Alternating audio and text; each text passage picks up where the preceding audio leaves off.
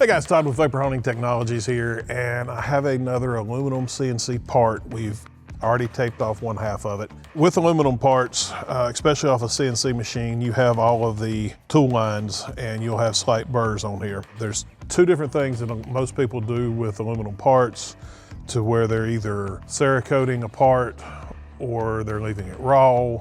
So there's a difference between prepping a part for Cerakote or prepping a part that you just want to shine back up. We're gonna take this first half of the part, we're gonna put it in our glass bead, and we're gonna remove these tool marks, and we're gonna give you the nice shiny finish. Then we're gonna go back to the other side, and we're gonna prep it for a coating. So we're gonna be using like an aluminum oxide and kind of slightly etch that surface so that you have something for that coating to adhere to. But let's throw it in the machine, see what it looks like when we're done.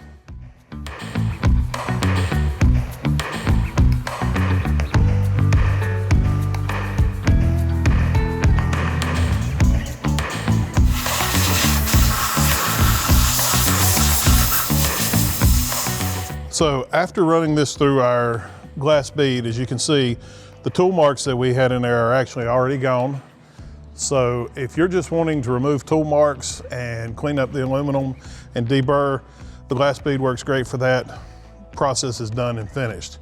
Now our other side here, now we're gonna remove those, but we're gonna actually do this as if we were prepping for a coating. So we're gonna move over to an aluminum oxide and take a look and see what that does for this part. Let's check it out.